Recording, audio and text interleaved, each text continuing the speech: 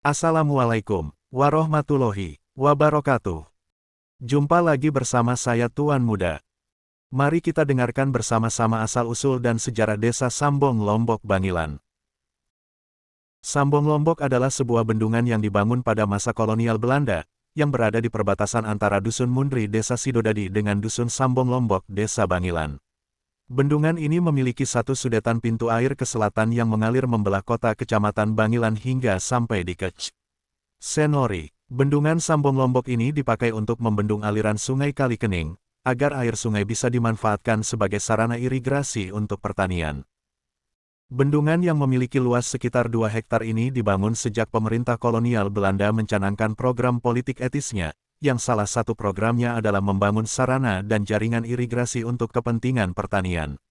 Tapi jangan salah, Belanda menerapkan program politik etis atau politik balas budi bukan sebab Belanda benar-benar ingin membalas budi kepada rakyat Indonesia, melainkan juga demi kepentingan kaum penjajah itu sendiri. Politik etis yang digagas oleh Van de Venter ini kemudian direspon oleh Ratu Belanda, Ratu Wilhelmina. Dalam pidato kenegaraannya tahun 1901, Ratu Belanda ini mengatakan, negeri Belanda mempunyai kewajiban untuk mengusahakan kemakmuran dari penduduk Hindia Belanda. Pidato inilah yang akhirnya berimbas pada pembangunan sarana dan jaringan irigasi, termasuk salah satunya adalah bendungan Sambong Lombok yang ada di Kec. Bangilan. Selain disebut sebagai Sambong Lombok, orang-orang juga menyebutnya sebagai Sambong Mundri, karena sebagian dari bangunan bendungan ini berada di wilayah Mundri. Namun saya lebih suka menyebutnya sebagai Sambong Lombok. Menurut cerita dari masyarakat setempat, bendungan ini dinamakan Bendungan Sambong Lombok karena wilayah ini dulunya sering dilanda kebanjiran. Di bendung bagaimanapun banjir tetap melanda pemukiman warga.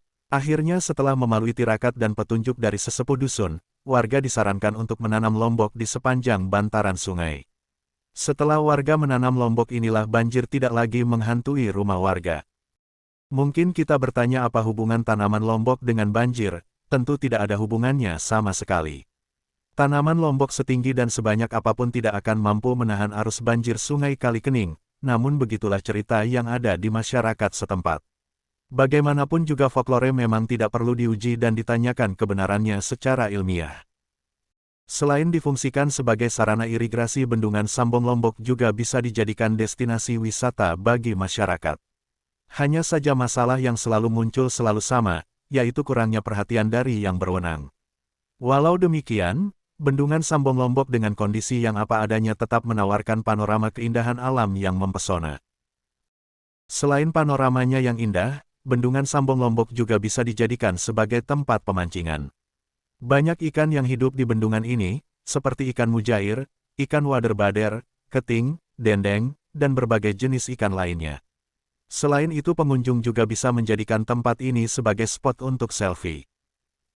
Pemandangan di sini memang indah sekali, apalagi diramu dengan secawan romantisme dan kenangan yang manis.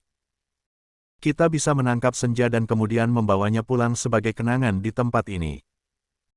Tidak berlebihan memang, jika bendungan Sambong Lombok menyimpan keindahan dan bahkan juga kenangan yang manis. Khususnya bagi yang masa kecilnya banyak dihabiskan dengan bluron, mandi di kali, dan mencari ikan di bendungan ini.